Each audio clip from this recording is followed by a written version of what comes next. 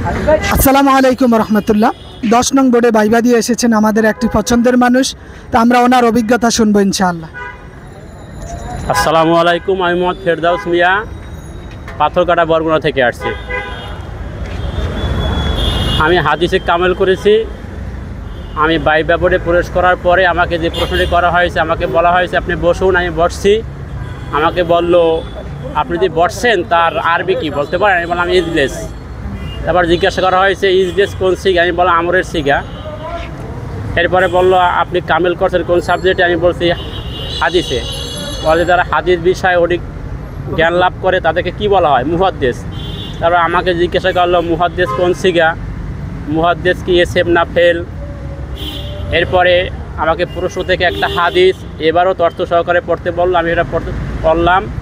এরপরে জিজ্ঞাসা করছে আবু হুরায়রার প্রকৃত নাম কি, আবু হুরায়রাকে কেন আবু হুরায়রা বলা হয়।